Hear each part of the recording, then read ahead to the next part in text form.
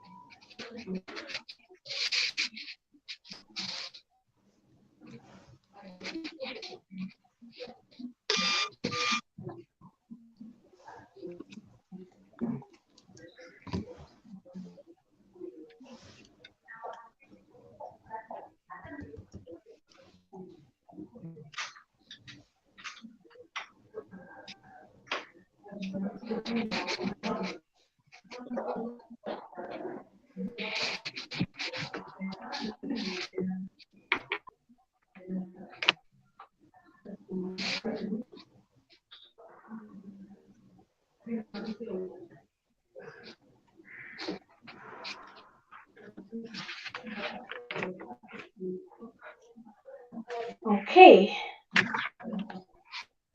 I'm back.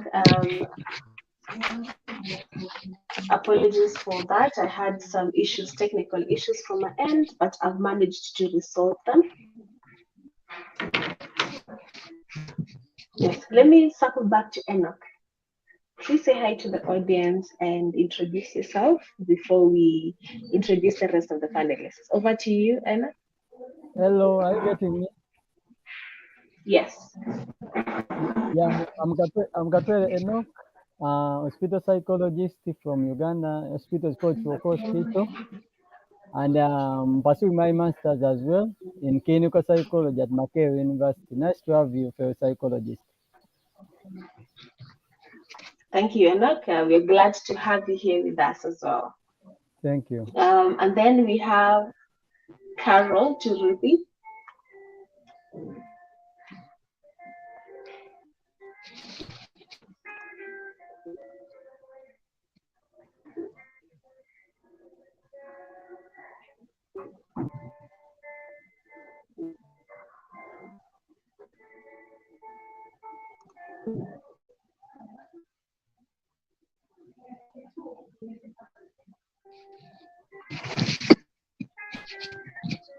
Okay, then I'll hand it over to Winfrey. Please say hi to the audience, Winfrey, and then we'll finish up with the introduction. Thank you, Winfrey. Okay. Thank you, Pendo. Thank you for giving me this opportunity. Yeah, good morning, good afternoon, and good evening to our audience, depending on where you're listening from. My name is Winfrey Acheng, and I'm a hospital psychologist at Chiromo Hospital Group. Yeah. And honestly speaking, talking about imposter syndrome, I feel it's a very, very important topic. Yeah, which is actually it's a looked topic, and I put it that way. Yeah. And thank you. Thank you so much for having me, Penda. Thank you, Winfrey, and I'm glad to hear from you. Glad to have you as part of this conversation. Then I'd like to introduce Carol to Ruby before we dive right into the chat.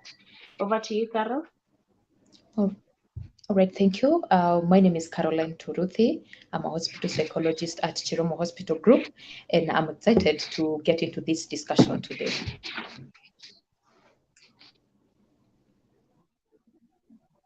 Thank you, Carol, and we're glad to have you. Finally, we have Tekla. Tekla, if you can hear us, please say hi to the audience, and then we'll dive right into the questions. Over to you, Tekla.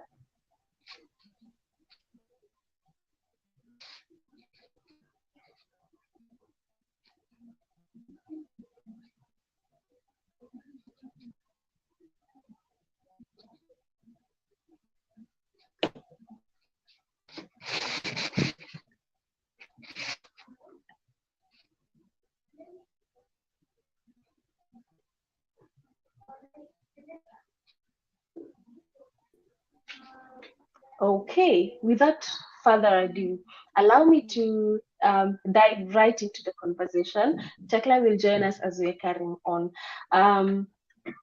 Imposter syndrome. These are one of those terms that are used very casually and a lot out here, but we might have different understanding of what imposter syndrome is, different experiences of what imposter syndrome is. And I'd like to start with hearing from the audience. What's your understanding of what imposter syndrome is? Let me direct it first to Enoch.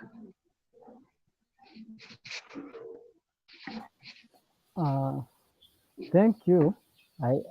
I just in summary, since you are getting me.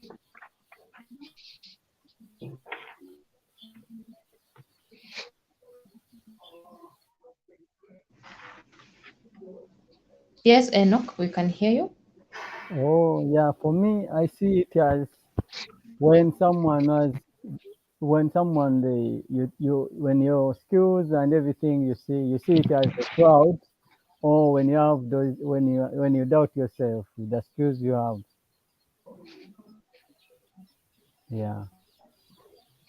Thank you for that, Enoch. Let me hear from also Winfrey and Carol in that order. What's your understanding of imposter syndrome? Yeah, I guess I also concur with Enoch. Yeah, when I hear imposter syndrome, is more of self-doubt, and this revolves around either your skills, your capability, and this is usually in regards to even the person who's achieving. Yeah, like you're achieving, but still you're doubting yourself, depending on a lot of factors, so to say. So the self-doubt, and especially on something that you're capable of, but on your end, you're not even seeing that you're able to do anything. Yeah. Thank you, Winfrey, for that. Carol, as I'm handing this over to you, from your experience as a psychologist, from your practice, how common is imposter syndrome? Okay, thank you, Pendo. I think imposter syndrome is very common, especially to professionals, and also when it's out there in the social world, when people are feeling not capable enough, regardless of their achievement, as it has been mentioned. And of course, there's always a fear of being exposed as a fraud. You are waiting for that day when people will realize you're not the person they think you are. So yeah, it's very common in professionals, we graduates, people with experience, and of course in the social status world. Mm. Thank you so much. Thank you so much, Carol, for that. We have another panelist who has just joined us, Magdalene. Karibu sana. We are glad to have you in this conversation. And we are just starting off with introductions and just understanding what imposter syndrome is. I'd like to invite you to say hi to the audience, but also in addition to that, um, give your brief experience. Have you interacted with imposter syndrome? How common is it in the in our world today? Over to you, Magdalene. Thank you so much. I hope you can hear me. My apologies for Yes. coming in late. I was struggling to find the link. So for me, the definition of imposter syndrome is having this sort of chronic or long-lasting self-doubt about your own skills and about your own abilities, or even about your own successes. You're constantly doubting whether you're good enough, or when you're looking back at your success, you tend to really cancel them out and say it's because of this, I was helped by so and so. So it's not really something that or feeling as if you are proud, and at one particular point you might report, just as Carol had initially iterated, like you just, a step before people realize that you're not supposed to be there. So it's a very chronic feeling of self-doubt, and yeah, it is quite a common syndrome that is mostly experienced in my own profession as a psychologist. I've met so many people who are suffering from the imposter syndrome, and especially they tend to present with especially low self-esteem issues, and they tend to cancel out all of their successes. So yeah, just basically there are so many people who tend to suffer a lot from the imposter syndrome. Yeah. Thank you so much, Magdalene, for that. And as we are starting this conversation off, part of awareness is also trying to contextualize some of these experiences. And I'd like to throw each and every panel that is here today under the bus. Do you feel like at some point in your life you have experienced imposter syndrome? And let me just go around and we don't have to go really deep into it, but do you feel like you've experienced it at some point in your life? Let me start with you, Enoch.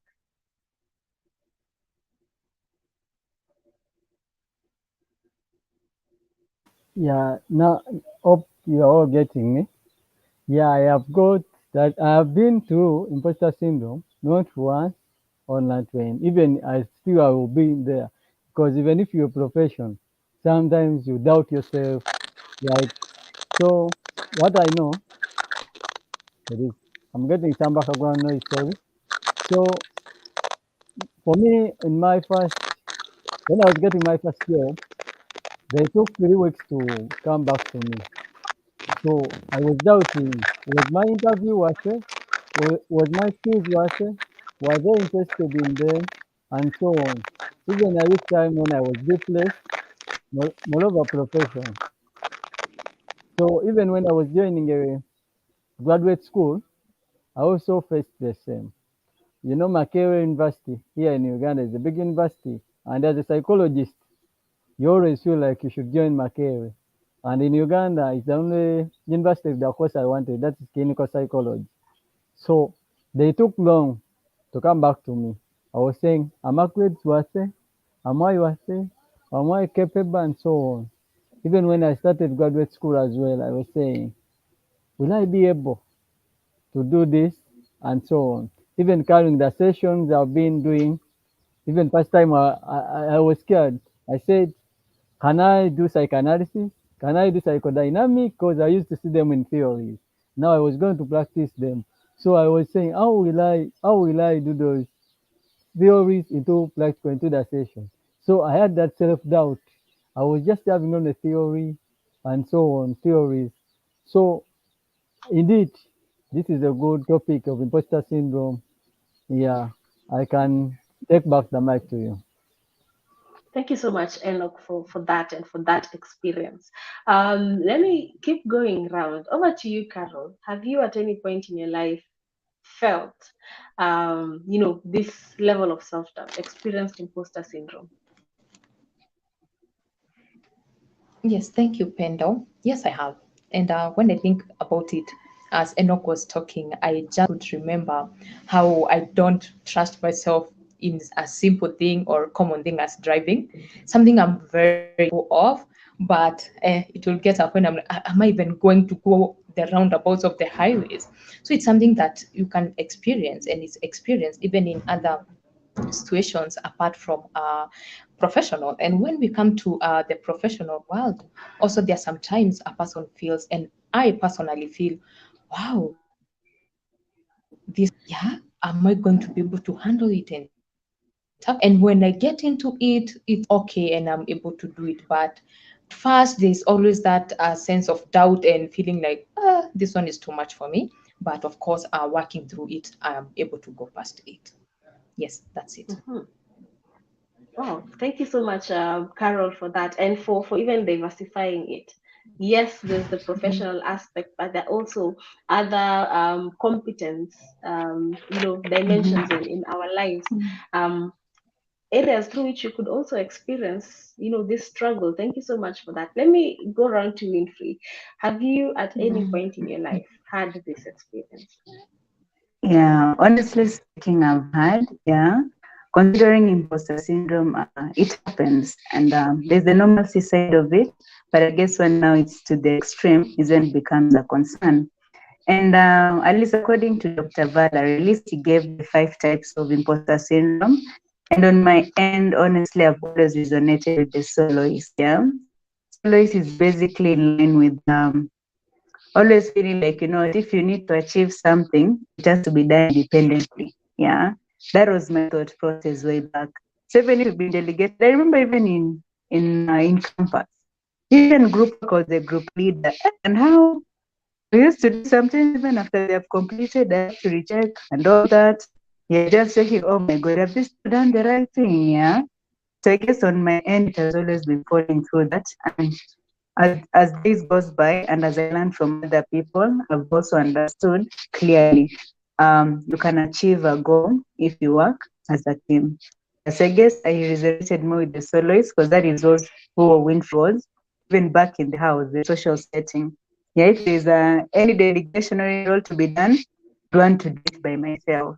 Because I feel like if I don't do it by myself, I won't achieve anything. So I guess on my end, that is where it was falling around the soloist type of imposter syndrome. Yes.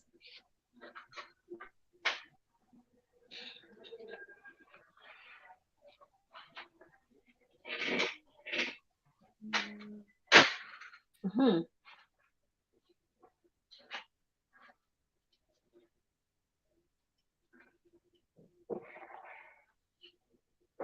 Okay, thank you so much.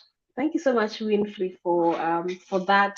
And you actually brought us into something that we'll discuss um, later on into the conversation, and it's the different types of imposter syndrome. Let me hear from. We have another panelist who's also joined us, Benjamin. Welcome to this conversation, and let me also acknowledge the green ribbon for mental health awareness and advocacy. Thank you for being a representative in that way. I'd like to welcome you, say hi to the audience, and also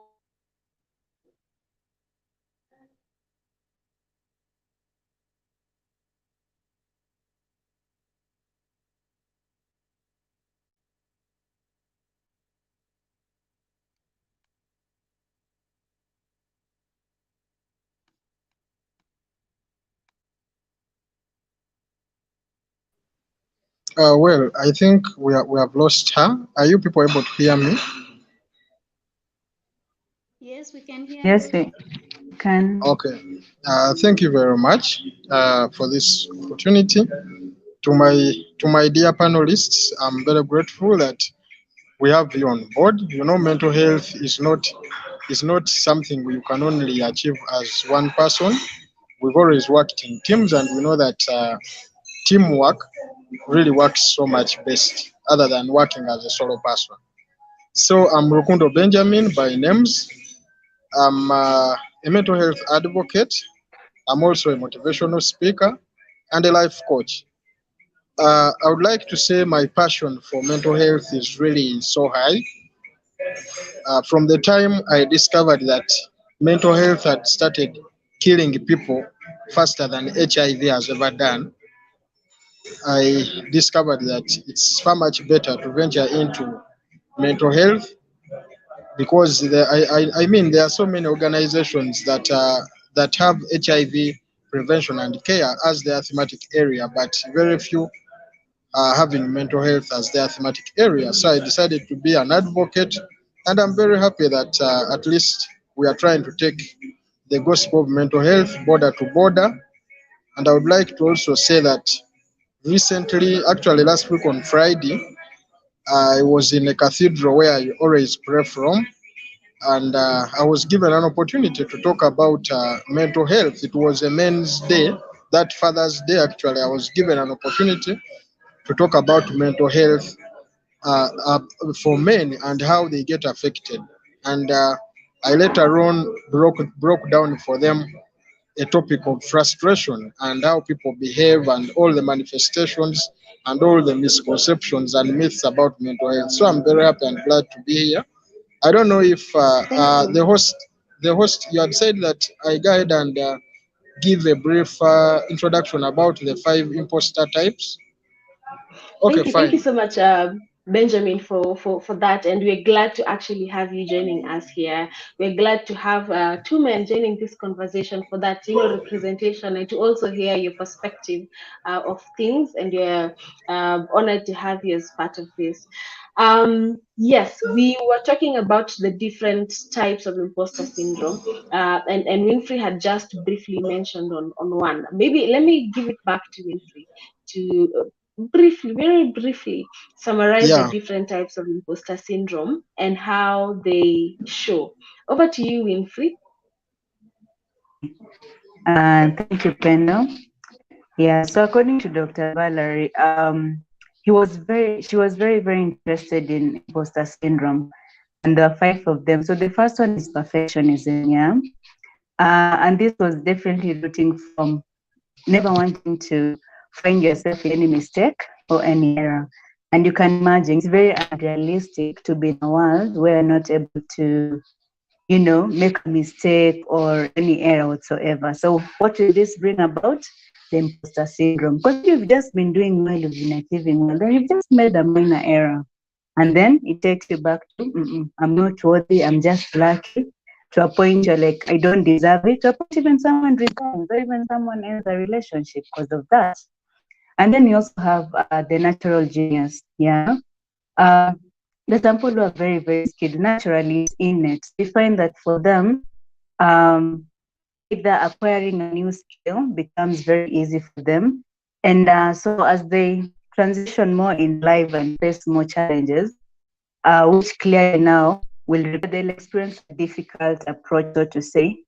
And from that point, they feel like they're failing. Remember, this a natural genius, for them, achieving things have been easy. Acquiring skills have been easy.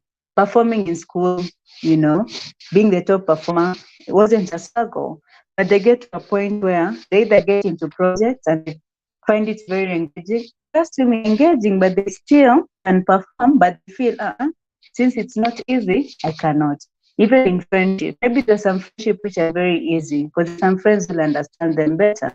And then they find one who is very nagging and, also very confrontational. So you find that they also dismiss that because they feel like, this difficult aspect. And then there's the soloist that I talked about. This one now depends on independently doing something. Yeah. So that means if I'm not able to do something by myself, maybe I'll need another colleague to help me out, or I'll need a friend, or just a helping hand. I'll feel like I'm not worthy, like I cannot do these things by myself. And then the other one is the expert. Yeah, expert is basically person before doing anything, they have to research, get all the information, you know. And with all honesty, can we get all the information we want in this life considering a certain concept? Because I believe even as panelists and our audience today, we understand that we learn each day. This is how you find some people limit themselves from opportunity. Yeah. Because they feel like they can never do anything. They're like, you've been told to do something, you want to research even the whole year, surely, you know. So that is basically what happens. The aspect of knowing that, you know what, I can learn each day doesn't matter at all at all. And then the last one is the superhero. Yeah, the superhero, whether Superman or a Superwoman. This revolves around, you know, like we have the 8 dimensions of life. Yeah, and like in all aspects of your life, you want all of them to play in the best way possible. Like you want to achieve in every area. Yeah. And with all honest, sometimes there can be some areas you'll be doing better, some areas you'll need improvement. Even if someone is doing well, even at work, and maybe their relationship is a bit affected, their financial aspect is implicated. So at that point, they look at life as I'm not achieving anything. Yeah, so to say. So briefly, in a summarized way, those are the 5 types of imposter syndrome. Yeah, thank you, Pendo. And thank you so much, Winfrey, for taking us through the different types. If you're watching this from home, they're going to be going down there on the screen. Take some time and research on the different forms of imposter syndrome and check whether you have had this experience at some point in your life. Thank you, Winfrey, for that brief. Now that we have discussed what imposter syndrome is, how it shows, maybe I'd like to hear also from the panel to guide anyone who's listening to this conversation. How can one pick out that this is what I'm experiencing? How can one recognize that you're experiencing imposter syndrome? And let me start with Tekla. Thank you for being here, and I'm glad that you finally been able to join us. Over to you, Tekla.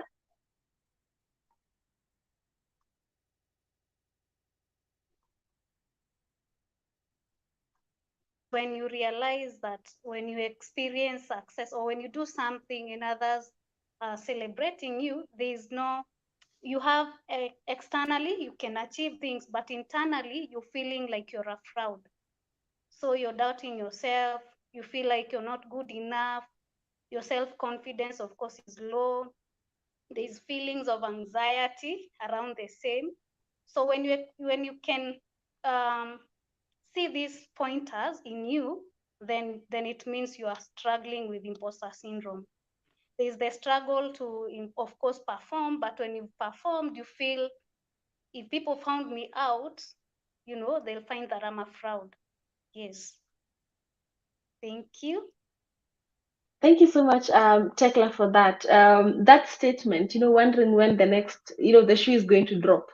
You're doing really well. You're excelling. You're in your best space. Everyone is saying you're doing so well, but in the back of your mind is that continued anxiety.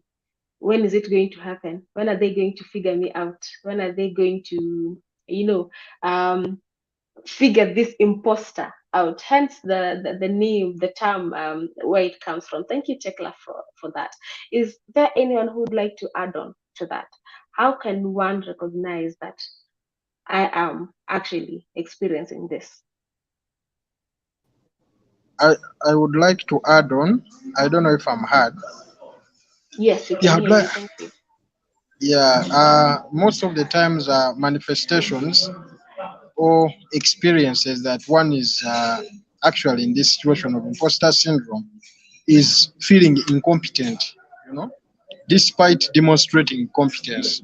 Even when you know that if you're to start a business, you need to find a location, know where things are bought, know which prices they are sold at, and know how much you sell at. Despite having done all that, you still have a feeling that I don't think this will work out, you know?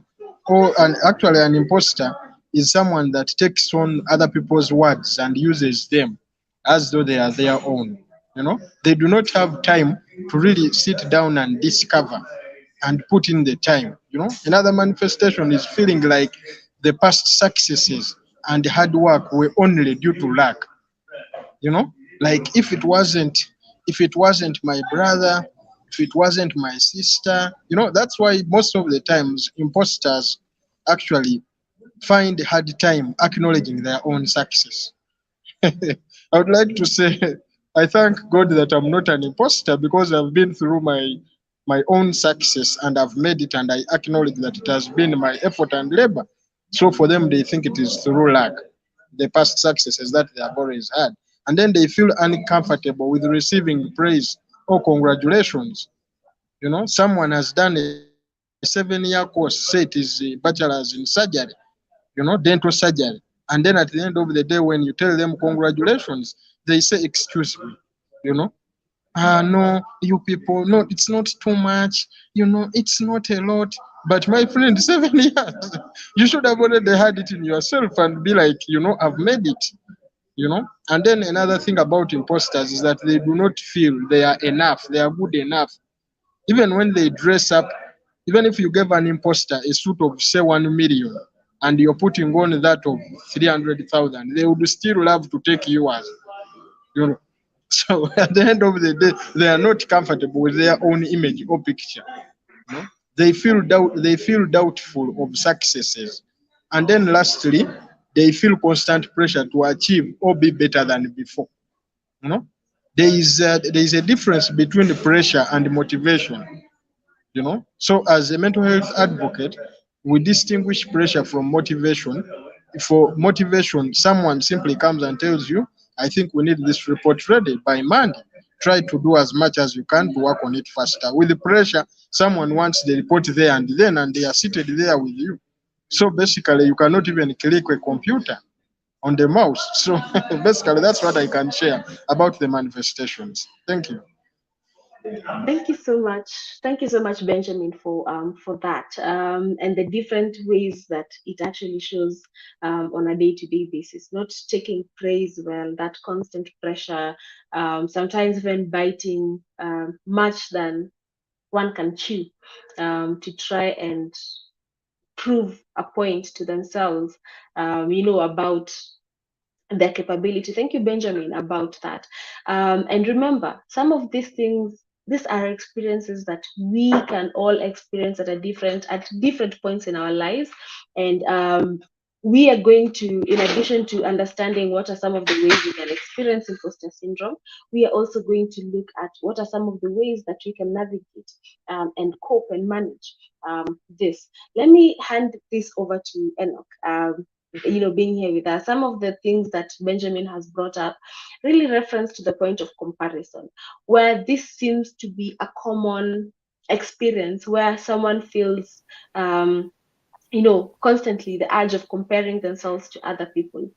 Comparison is one of the greatest triggers when it comes to imposter syndrome. And according to you, how can we navigate the temptation to compare oneself to others? Over to you, Eno.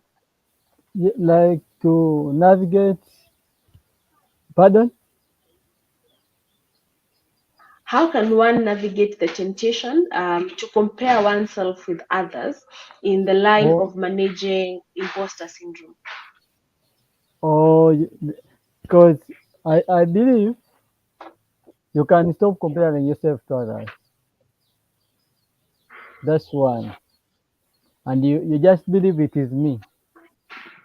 That is me.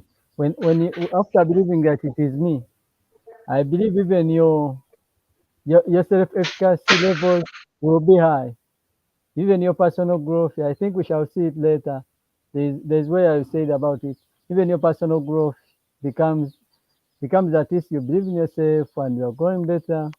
So I think when you navigate through, you see that you are getting better. After, for me, I think the only process is, or if you summarize it all, is just you say, I'm Enoch. You don't compare with others. You just look for, even you can go for mentors, like people who are close to you. Like you are my fellow professionals, and so if I come to you closer and we discuss, it can also help me. We are also humans. We can also go for sessions. We can look for therapists as well as human beings. Yeah, I believe that one can also work for us. You can also note down and write what is disturbing you, and you see how you come to, or you get out of it. Yeah, that's what the little bit I can, others can also take over from that. That's what I believe. Yeah. Thank you, Enoch, for that. I'd also like to hear from you, Magdalene. What are your thoughts on this? Comparison is one of those great triggers when it comes to imposter syndrome. How can one navigate the temptation to compare oneself to others? Okay, I'd mostly suggest to be able to learn to view yourself as more of a unique person and you're going through unique experiences. The thing is, we've mostly learned a lot in terms of maybe when we were growing up, or why can't you be like so and so, even hearing some comments like the grass is greener on the other side. So we tend to really look for, what's happening on the other person's side. But if we're able to recognize that we are all unique people, we have different paths, we have different timelines, for instance, it might make us to stop comparing ourselves. And also another tip would be, instead of maybe, because comparison at times comes very naturally sometimes, it would be to learn how, if I'm looking up to someone and I'm seeing where they're at, instead of trying to compare myself, like my differences and their differences, the thing would be learn to like mostly look at it as more of inspiration rather than trying to be too critical of myself. So trying to look at it very differently and practicing so much self-compassion, reminding yourself of the different experiences that, for instance, you've been through. I've met like so many clients of mine who'd mostly say, oh, I've come from a very poor background. My cousin, then they're very rich people and they have it all, but then they're still complaining of this and this. I feel like my life is so miserable.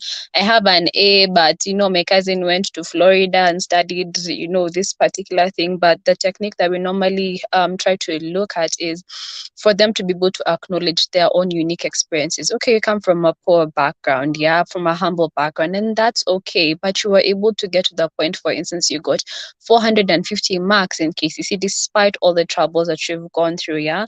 Your mother, yes, or your parents struggled a bit to get you into maybe an educational system as compared to maybe one of your cousins, but you were still able to use the resources that were available, the time and whichever thing that were available to get to a particular point. So learning to look at ourselves from more of a unique background is something that can really help a lot in terms of being able to navigate the whole comparison, and also learning to get inspiration as opposed to trying to criticize yourself when you're comparing to someone else.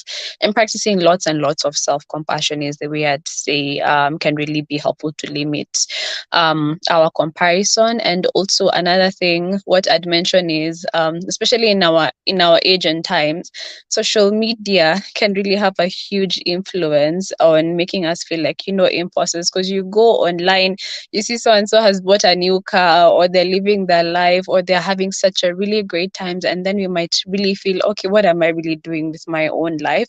But the thing is, people hardly post any negative experiences in their lives on social media. They're only going to post the good things, like, I'm doing great, I'm doing awesome, but they hardly post, by the jana sikukula food. They hardly do that. So it's for us to learn to limit how much social media we engage in, and to just learn to take it, like a pinch of salt, yeah, and so on. So I think that's a technique that can help us to really minimize on our comparison. Wow, could not have said it better. Thank you so much, Magdalene, for that. And as you were commenting, actually, I saw smiles and nods from the rest of the panelists, because it actually, captures when it comes to comparison, and how that can actually end up being one's downfall. And remembering that often people show what they want you to see. People don't show what they're actually experiencing a lot of times.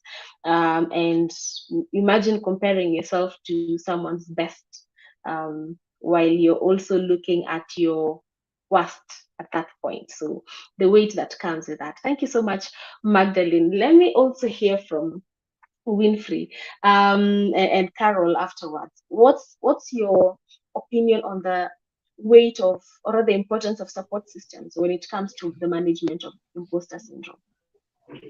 Management of, sorry? Imposter syndrome, the importance of support systems. Okay. One thing, as clearly for imposter syndrome, as we started, it's more about the self-doubt. And this is usually very, very internal. So having support system, this can revolve around in terms of healthier friendship. Because remember, sometimes you can have people put in quote support, but clearly they're the ones weighing you down. Like, you know, especially if you have an imposter syndrome and you have self-doubt, and then I approach maybe Pendo, for instance, I'm like, hey, I'm very afraid of this. And they're like, yeah, you should be afraid because, hey, by the way, that thing you can't handle. Your tattoo, just let it be. Yes, those who are listening to us, I hope you understand that Swahili word. Tattoo means just let it slide. Don't do it at all at all. Yeah, so you find that healthier support system very, very important. Friends who encourage you, friends who help you grow, friends who reassure you and affirm, you know what, you can do this, yeah. And then the other aspect is building connection. So this is support in terms of work, yeah. Um, Building connection. This now involves, yeah, even colleagues who can clearly even remind you, yeah, you know what, you're doing well, and also support you in doing one or two, three things, yeah, because that also motivates someone in a deeper level. So when you talk about support system, it's based even going back to your families, by the way, in terms of social setting. Yes, sometimes you doubt yourself a lot, but they'll reassure, you know, that reassurance, being able to talk to someone, to just tell them how you feel. Because remember, even if the imposter syndrome aspect, it's very important to talk about it. And who are you talking to? That's the most important. Because you can talk to a person who will clearly feed into that doubt. But again, you can talk to someone who will help you reason out and be able to reevaluate and think around and be like, hey, by the way, I think I was really doubting myself too much. Yeah. So basically, those are some of my thoughts around the support system in terms of imposter syndrome. Thank you so much, Winfrey. And one of the key things you've mentioned is the who, the person that you're going to for that support, and what impact they have in your ability or capacity to manage the self-doubt that you're going through. As I'm passing it over to you, Carol, you're the one who was caught by this one. Do you have people in your life who have actually supported you in that way during your moments of self-doubt, support systems that have been there for you, and how has it positively influenced your mental health journey? Thank you for that question. Yes, I have a support system, and of course, a close family member who I can always go to, and that family member, I always share. Today, I felt like I didn't do enough. Today, I'm feeling I should have done better. This and this I'm struggling with, and that discussion will always bring me point idea. Well, probably something I could do more, but what I'm doing is not like all put down and not good enough or at the best level. So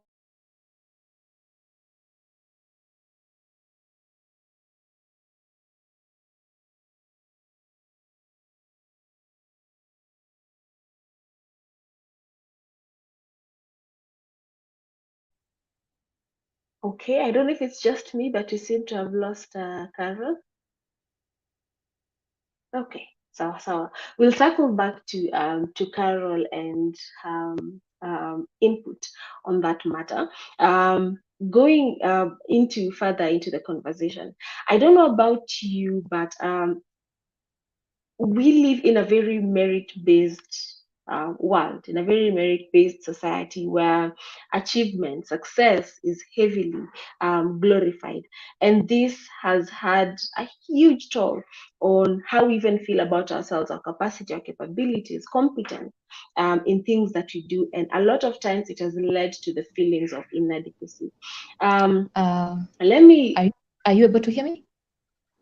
Now we can hear you now, Hello? Carol. We lost you for a moment. Can you hear us? Sorry.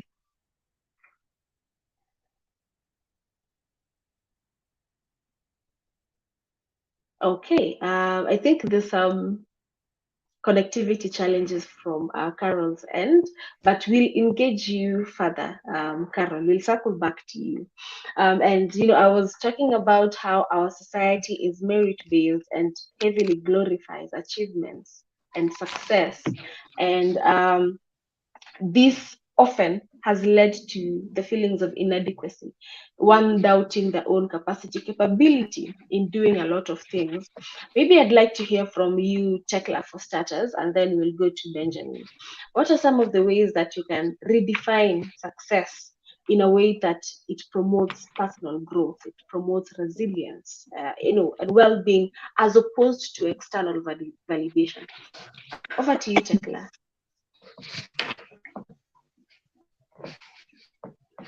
Sorry, Tekla, you're muted.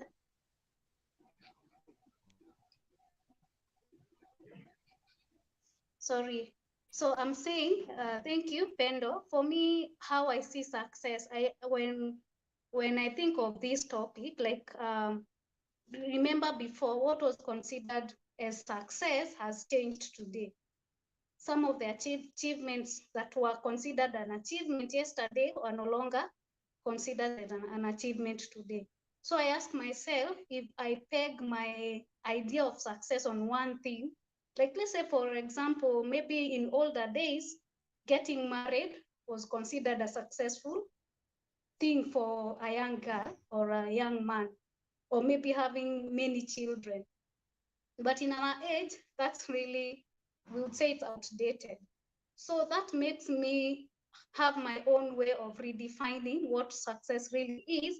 And I like looking at it when I do something that internally, not necessarily externally, maybe people may not even see it as success, but as long as internally I feel I have accomplished something, I celebrate myself. I can take myself out for a treat, buy myself a gift, do something that makes me feel I've done something. Because if I expect that other people are the ones who will measure my success, probably I may experience a lot of the anxiety and people pleasing tendencies. So because I don't want to operate in that way, I usually set my own way of viewing success, which is mostly internally. When I do something, I feel I have maybe impacted someone, or I've done something that is outside me, or maybe something that is touching other people. It doesn't have like to be seen on the outside. For me, I consider that as success.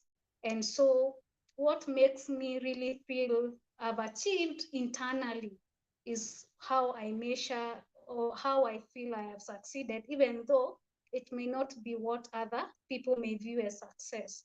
So mostly I strive to ensure that internally, if I do something and people celebrate and I feel the same externally, and internally I also feel the same, then I think I have really moved from the place of external success, and rather focusing more on how I'm feeling internally in terms of whatever achievement, be it something that can be seen or not even seen. Yeah, back to you. That's how I redefine success to me, and that helps me to keep going even when maybe I don't feel I'm doing my best. So I work on myself to strengthen areas that I feel I need to work on. Thank you so much, Tekla, for that. Shifting it from external validation to internal validation when it comes to success and appreciating progress. Thank you so much, Tekla, for that. Benjamin, would you like to briefly add on to that? Over to you, Benjamin. Yeah, thank you very much. I don't know if I can be heard. Yes. All right. I would like to first of all say success redefinition is something that we really need to educate the masses about, because most of the people, depending on how they consider themselves to be successful is really unrealistic, just like within the perfectionist. You know, we all have different backgrounds of where we grew up from. So if you're to define your success based on somebody that has grown up, say, from a first family of a president, then then you're always going to think you are low, you are low. You're going to suffer from, that you're not going to get the validation that you're looking for. They say that if a fish is to measure its wisdom by its ability to walk on land, then it will consider itself stupid for the rest of the time. So, so I would like to say success, first of all, is liking yourself, what you do, and how you do it. You do not give people the power to define what you do and how you do it. You just do something and you can evaluate yourself and you know that I'm not doing something half baked.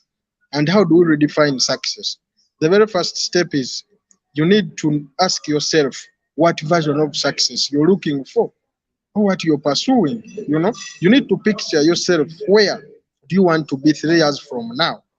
And it should not only end on picturing yourself, but you should also know, as I picture myself, what steps am I taking to be that somebody that I'm picturing myself?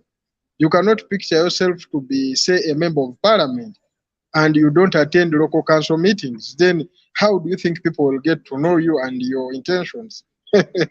And then step 2 is think about what you're currently doing, those goals, your day to day, set a timeline, set a deadline, have a to-do list, you know. That's how you're going to redefine your success.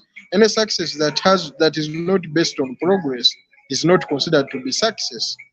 And then lastly, the third step is define your why. When you find the why, it is always very easy for you to know where you're heading. It is very easy for you to generate a driving force and know that I think this is my destination. You cannot simply get on a road from say Kampala, Uganda, and you have no destination. So chances are high that you will not reach. But if you're set off from Kampala and your destination is Mombasa, then you'll definitely reach Mombasa, and then this is where I'm supposed to stop. So that's how you can redefine success. Thank you very much. And Wow, thank you so much, Benjamin. Something very powerful you said earlier. Please, if you don't mind, repeat it for us. If a fish does what? Please say it once again, if that's okay with you. yeah, that's very okay with me. I said, if a fish is to determine its wisdom by its ability to walk on land, then it will consider itself stupid forever. Thank you. Thank you so much, Benjamin, for that. And I think this really complements something that Magdalene even said and the rest of the panelists earlier on the aspect of, channeling into your uniqueness as compared to comparison with other people. And it's a key bit when it comes to the management and overcoming imposter syndrome. Now, as we're coming towards the end of this conversation, in the interest of time, I'd like to take a round through all the panelists, and I'll just follow my grid as is. We'll start with Enoch, over to Benjamin, Magdalene, Tekla, Carol, and then finally to Winfrey. And I'd like for you to share to the audience a mantra or a practice or something that you do that has helped you overcome imposter syndrome, has helped you cultivate a sense of self-belief through life. Share a mantra or a practice, something that you do that helps to, gas yourself up, build on that self-belief when it comes to self-doubt. Let me start with you, Enoch. Thank you. One, I believe you talk to someone. That is practical. You talk to someone, or you form those people you trust. When you feel like you are down, you form social network systems. You come together like four, two, you discuss. This is what I'm feeling. I'm doubting this and this. As psychologists, we are good at that. We can help someone. If in the audience they have their friends who are psychologists and so on, you talk to them. They can take you through that. I believe also you stop comparing yourself to others. That is the best thing in this, I think. You know one, and you also believe in yourself. Self-efficacy also and self-esteem, they are different things, but they also come together. You believe in yourself. That's how you grow, and you see that you are beating up imposter syndrome, and you beat those feelings of self-doubt. Yeah, that's the smile I can have. Let me hear from my fellow psychologist as well. Thank you, Enoch, for that. Thank you for that mantra. Talk to someone, and also, working against comparison for as often as you're able to do that. Thank you, Enoch. Over to you, Benjamin. A mantra or a practice that you have practiced or done to cultivate self-belief. Over to you, Benjamin. I don't know if I can be heard. Yes, go Okay, ahead. thank you very much. Some of the things I've actually done to cultivate self-belief in me is that every time I think about starting something, I look for evidence. You know, I'm someone that does not believe in a grapevine, and unless I know all the facts, I will not do something. You know, I really have to know if I'm going to say I'm going to venture into medical research. I would like to know the tools that I'm going to use to do the data collection, know how they operate, know, yeah, I mean, you know, get that debrief, have all the facts, look for the evidence. And then also I reframe my thoughts, you know, I reframe my thoughts before I think of going further. Because without reframing my thoughts, that means I'm going to keep thinking the same way that I used to think before starting on that particular task. And then I also anticipate imposter syndrome to reduce its effects. You know, if I know that something is going to come up and I'm trying to have or develop this fear, then I'll find a way of facing it. I'll just give you an example in 2 minutes. Uh, Personally, I own an electronics business in Kampala, and I would like to say the time I was starting it, I really faced a lot of hardships. But how did I manage this fear and all the anxiety? Is that before starting that electronics business, I went to where the wholesalers do their work. I got to know the price, the wholesale price. I got to know my retail price, how much I'm going to sell at. I got to know the different levels of these products. There is level one, there is level two. Say for example, if it is uh, if it is a phone charger, there is level one and then level two. Level one charges for some time, and then level one charges for good and it's good quality. Level two will only charge for some short period of time. So by doing Thank you, that, Benjamin. I really found Yes. myself taking away all that doubt. Thank you very much. Thank you so much for that. And I think that's a really powerful bit. Are we able to pick out what the triggers are when it comes to situations that would likely trigger that form of self-doubt? Anticipating, preparing, and preparing also involves going into therapy if this is an experience that you're about to engage. Anticipating, and that only happens when you're aware about your triggers. Thank you so much, Benjamin, for highlighting that powerful point there. Let me move on to Tekla. A mantra or a practice that you do or have done before to manage self-doubt. So what I do to manage self-doubt, I usually come up with, I call it assessing the evidence that whatever I've done. So I ask myself, what is the evidence that I'm a fraudster or I'm an imposter? So I come up with a list of reasons why I feel I am an imposter, and then I came up again with a list of why I'm not an imposter. So that way I'm able to really assess and have, of course, the evidence may be I'm not an imposter, so it keeps me going. It helps build self-confidence in me, and also, of course, it diminishes the self-doubt. I also refocus on my value, where I remind myself what really matters, not necessarily the external success, but rather the internal feeling of I have done something. So when I refocus on that, it means I'll always like list, let's say maybe for example, today I go down, journal, and I ask myself, how was the forum? Was it okay? Did I say something I wasn't supposed to? Or did I do well? And if I did well, how am I feeling internally? So like more of assessing myself and the evidence to which proves that I'm not an imposter. It helps me. Yeah, thank you. Thank you so much, Tekla,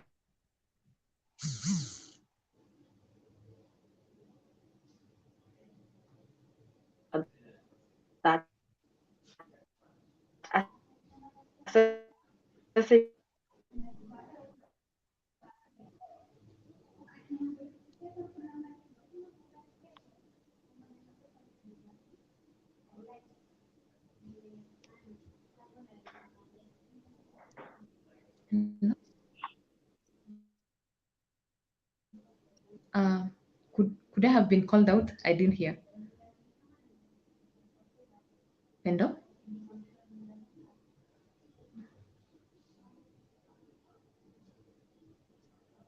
Pendo, you're muted. Pendo is actually muted. We can't hear her. thank you. Thank you for that. There was some interruption from my end. Thank you for that. Yes, I can start with Carol, and we are summarizing with a mantra that you say to yourself, or a practice that you do that helps you to navigate imposter syndrome, helps you to navigate self-doubt. Over to you, Carol. Okay, thank you. So I always tell myself that I'm going to be me and the world is going to adjust. And that helps me to be the most authentic part of me, or I live in a very authentic life. So I just do me, and if it doesn't work out, where I need to improve, I improve. But that sense of I'm doing enough.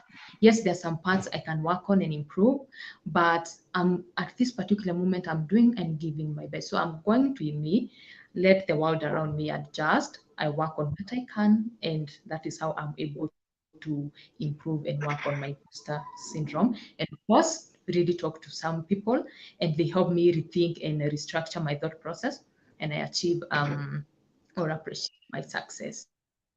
Thank you. Wow, thank you so much, Carolyn, for that. And I love how that statement builds on, self-confidence, working on yourself and your uniqueness. Thank you so much, Carol, for that. Over to you, Magdalene. A mantra that you live by, or a practice that you do to build self, belief. I'd say because I struggle at times with different, types of imposter syndrome. So maybe at the point when I'm feeling very perfectionistic, I tell myself it's all about the progress, not about perfection. At the point when I'm feeling I'm more like a soloist, for instance, I remind myself that no man is an island. We all need help once in a while. At the point when I feel like I really need to overwork to prove my worth, or stuff like that, I tell myself, by the way, I can only do the best to what I am able to. I should not crush myself in the process in order to prove something to other people. So, yeah. Wow, thank you for that. Also bringing up the fact that you could be experiencing different forms of it at different points and different experiences. Thank you, Magdalene, for that. And then finally, over to you, Winfrey. A mantra or a practice that you do to build on All self. right. Okay, thank you, Penda. I guess most has been said, but maybe also one that maybe hasn't been talked about is more self-affirmations, and always reminding myself, no one is you, and that's your power. I think this still carries on with the uniqueness.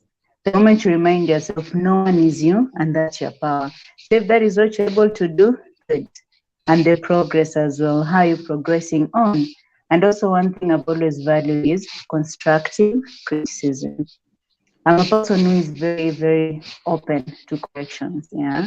Because one thing I know, it still builds you for more growth. So, and I guess the moment you embrace that trust in you, you'll be in a better space. Most importantly, no one is you, and that's your power. Carry that with you. It's a mantra that has always worked for me, and it has helped me all through. Wow, thank you so much for that. No one is you, and that's your power. And I'm actually realizing that now, saying it to myself. No one is me, and that is my power. Like no one else is me, and that carries a lot of weight. Thank you so much, Winfrey, for that. If I'm to add on to this, mine is a very simple one, and it's because a lot of times I find myself being very critical of myself, and it's okay, just speaks to me in terms of self-compassion. You know, those moments when I'm beating myself down, trying to take up a lot, and I'm worn out, you know, and doubting. And, you know, sometimes you find yourself wondering, why am I going through all of this? Why am I having these struggles? And just telling myself, you know what? It's okay. It's okay. And then after that, seeking what follows after that, speaking to my therapist. Contrary to popular belief, even as a psychologist, seek therapy and would benefit from support. So are you also seeking support? You don't always have to seek support when you're hitting the wall and feeling all down and, you know, torn apart. You can also seek support for progress. So addressing some of these situations, speaking to someone. I've had no man is an island also in this conversation, and we all need support. So thank you so much to the panel and to everyone who has watched this conversation live on Facebook, on YouTube, on LinkedIn, and we look forward to hearing your experiences on imposter syndrome, your experiences based on what you've heard from the panel today. Feel free to engage us through the chat section, and we will take our time to respond and engage with you in the questions that you might have. I'd also like to invite each and every one of you to our Mindful Mondays tweet chat. We have a tweet chat each and every Monday from 10 a.m. on our Twitter page at Chiromo GRP, and that is in furtherance of our global initiative termed Tufunguke. Tufunguke, for those who are joining us internationally, is Swahili for let us open up. Let us speak to each other. Let us engage. There's a lot of us to struggle with one thing alone. So let us talk to each other and share our experiences. And in that way, we are able to offer support to each other. In the same line, I would also like to highlight that we do have a toll-free number that is 0800 220 000. You can reach us through this number 24/7 on and manned by psychologists on the other end. So this is a crisis line. If you are going through a crisis, if you know someone who is going through a crisis, please share this information for us to be able to offer support at any time. And remember, in everything that you do, in everything that you're looking at, your mental health comes first. So don't forget that. Let us remember that your mental health comes first, and let's talk to each other. Tufunguke. Thank you to everyone who's been here. That brings us to the end of this conversation. Thank you. Thank you for having us. Bye.